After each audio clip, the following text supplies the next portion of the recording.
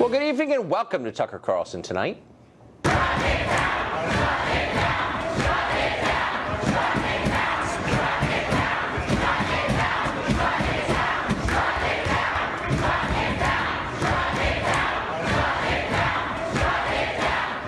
You're looking at the new face of academic freedom. Protesters at Middlebury College in Vermont ruined a lecture planned by sociologist Charles Murray, saying his ideas were so offensive they should not be spoken aloud. And to prove their point, they also assaulted a professor who was briefly hospitalized. In just a bit, we'll talk to someone who agrees with those protesters. But first up tonight, President Trump is launching a fierce counterattack on the subject of Russia and Attorney General Jeff Sessions' meeting with the Russian ambassador, the now famous meeting. House Minority Leader Nancy Pelosi claimed she never met the ambassador, but then a picture emerged proving that, in fact, she had. You're looking at it now. Another picture surfaced of Senate Minority Leader Chuck Schumer schmoozing with, of all people, Vladimir Putin. Well, today, President Trump tweeted this: "We should start an immediate investigation into Senator Schumer and his ties to Russia and Putin, a total hypocrite." The president later said this: "I hereby demand a second investigation after Schumer or Pelosi for her close ties to Russia and lying about it." Schumer responded this way: "I'll happily talk regarding my contact with Mr. Putin and his associates. Took place in 2003 in full view of the press and public under oath. Would you and your team?" ? Well, meanwhile, Nancy Pelosi tweeted this: "Donald Trump doesn't know the difference between official meeting photographed by press and closed secret meeting his AG lied under oath about." Well, Congressman Sean Patrick Maloney represents New York. He has called Sessions a bigot, and now he says he's a criminal too, potentially. Congressman Maloney joins us now. Congressman, thanks for coming on. Nice to be with you. So here's the key graph from your press release yesterday. You said this: "We need to look into the bigger picture here and figure out why he, Sessions, perjured himself, and if there's more to this story. We need a no-kidding independent investigation into Russian hacking and influence. What are they hiding?" So the obvious question is, what exactly are you implying? That Sessions is in the employ of the Kremlin? He's an agent? What's the implication of this? No, but I'm saying we should find out what the truth is, and we shouldn't be afraid of the facts. And I think we all ought to step back and just let the facts play out. Right. It is extremely concerning that he gave false testimony under oath to the Senate, as part of his confirmation hearing. That's enough for me to suggest that he step aside. But I think the bigger issue is what the Russians were up to, because we now have multiple officials who seem to be playing footsie with the Russians and either lying about it, like Michael Flynn, or forgetting about it in the case of Jeff Sessions' statement, or, hiding it in the case of bringing him into Trump Tower to see the president's son-in-law. What's going on with the Russians? And it would be great if both parties cared equally about this. Right. So I think we know the answers to some of those questions. So to the first meeting that you referred to that Jeff Sessions had with the Russian ambassador, it was now the famous meeting in Cleveland at the Republican convention. That meeting turned out to be set up, actually, by the Obama administration under a program run by the Obama State Department that brought in 100 different ambassadors to watch the convention in progress. And they brought them to this event where Jeff Sessions was. The conference was an educational program for ambassadors. I'm quoting now, the Obama State Department handled all of the coordination with the ambassadors and their staff, of which there are about 100. That doesn't sound ominous to me. It's certainly a very different storyline from the one you're telling. By the way, those are facts. How do you respond to that? Well, then we shouldn't have any problem with having an independent investigation. I mean, I'll make a deal with you. Let's have Preet Bharara do it. Let's have the U.S. Attorney for the Southern District of Manhattan, who's put a bunch of Democrats in jail. No one's been harder on Andrew Cuomo. President Trump reappointed him, thinks the world of him. I'll go with Preet Bharara. And I'll tell you what, I'll suspend my call to have the Attorney General resign until we find out what the results of that investigation are. I'm not sure your call is meaningful in the first place, but let me just say this. Before initiating an investigation, don't you think it would be worthwhile if you could point to something that was in fact ominous? So here are more facts, the ones you called for.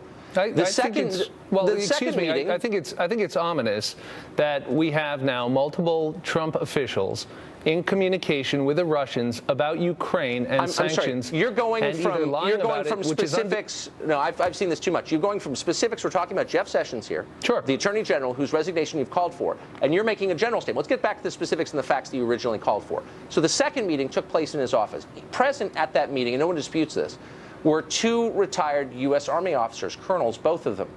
If there was some nefarious conversation between Senator Sessions and the Russians about influencing American foreign policy in favor of Russia, do you think that those two officers would have remained silent? to this Look, point? I think we should ask them what transpired. I think that's why we want an independent and fair look at this. And but is there any I'm willing to go with that the something facts. bad happened? No, when many senators met with this ambassador, including many Democrats. No, excuse me, Mr. Carlson. I said we should have a fair look, and that's why I suggested we have an independent guy like Preet Bharara do it, and we all sit back and let him get the facts out. But what's so infuriating, if I can be honest with you, is that you're being disingenuous. So you know that this ambassador met with many different people on both sides, that he went 22 times to the Obama White House, including during the campaign. Right. And yet you're saying he's we the need ambassador from Russia. The problem is not that he meets with American officials. So what is the problem exactly? The problem is when they lie about it under oath or forget about it or disguise it. And that's what's happened in each of the cases with Mr. Flynn No, that's actually not the problem that you're alleging. Okay, so there are two different things you're alleging. You're saying, and I'm just reading right from your press release. Sure. You're saying, one, that the Attorney General committed perjury. You make a number of unsustainable points. Committed perjury, which is a heavy thing to say about someone who hasn't been charged or gone to trial,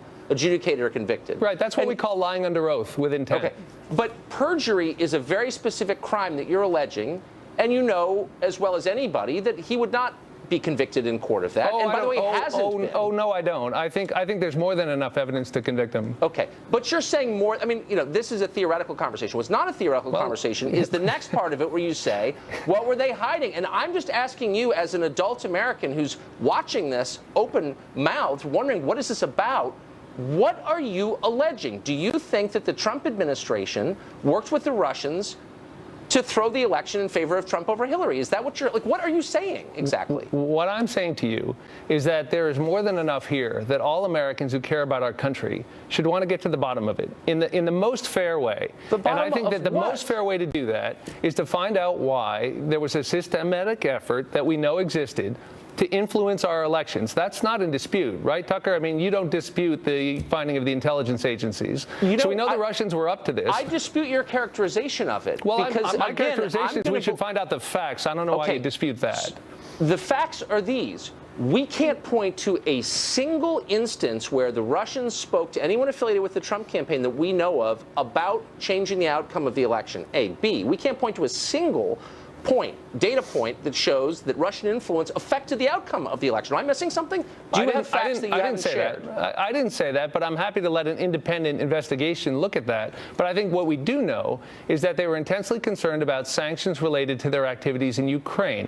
And the Attorney General admitted that they discussed that subject. Michael Flynn discussed that subject and then lied about it. That's more than enough for me to want to know more. So there's a lot of smoke here. Let's let an independent outside person like Preet Bharara, the U.S. Attorney in Manhattan, that the president just appointed, let's let him find out. How about that? So if I said to you, you know, people are saying, Congressman, that you've committed murder, and I'm not saying that you have, but I'm saying people are saying that. And you would say, well, there's no evidence that I've done anything like that. No, I know. People are saying all we need is to put Preet Bharara on the case, get forensic on you, and find out what the truth is. You would say that is an unfair slander against me because, in fact, there's no evidence that anything happened. And this is a similar case. Well, if that's what I said, it might be undermined had I recently lied about it under oath.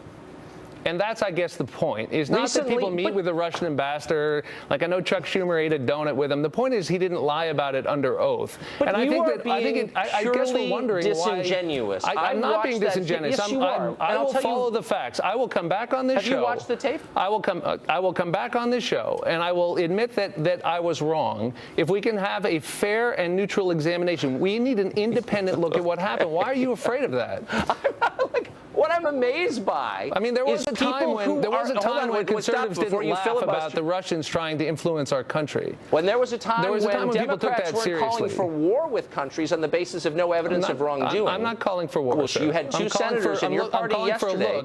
We have an undisputed effort at the highest levels of the Russian government to influence our election. I take that seriously. Let me ask you an adult question, a nonpartisan question. I'm sorry? If you could just get off your talking points for 2 seconds. Sir, I'm just calling for an independent investigation. And I guess I'd be curious why you would oppose that. And I'll tell you why. Because I live in Washington, and I know that there is a long series of governments who attempt, and some successfully, to influence American policy, and that Russia is not on the top 10 of that list.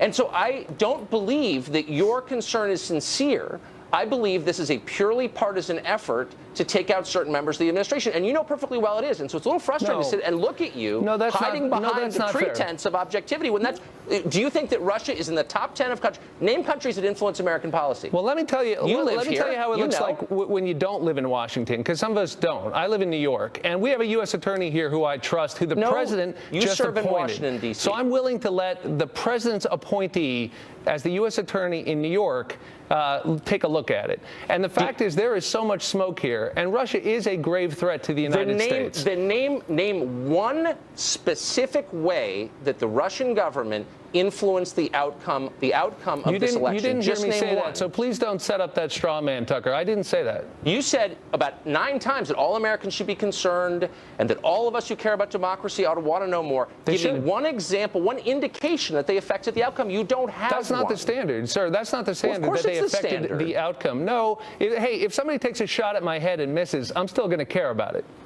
Then give me one example. I mean, look, you can Russia. agree. Look, what exactly are you talking about? Do you believe that they broke into the voting machines? No. And affected the vote count? I don't know that there's any evidence of that, no. But I think that what there is evidence of, and it is not in dispute, Tucker, and I wish you'd take it a little bit more seriously. Look, I watched your interview. I wish you would take it seriously, Congressman, and not make this into a purely partisan thing, which you clearly are doing. And it's embarrassing to your office that you are. If I could finish my sentence. I saw your interview with the Attorney General. I thought you did a good job of asking him tough questions and taking it seriously. What is not in dispute? And he gave me actual answers, unlike you. Excuse me. Don't raise the straw man of influencing the outcome, because I think you know that's a bridge too far. It's serious enough. It's serious enough. The whole thing is a shabby charade. Influence the election, and that is not in dispute. Those are the intelligence agencies. We're out of time. I'm going to say I've taken this seriously from day one. I've asked Democrat after Democrat, give me something real, and none of them have. And I merely get sanctimonious nonsense. That's why we need an independent look, and then we'll let the facts speak for themselves. How about that? You're making this into a joke, Congressman. Thanks for joining us.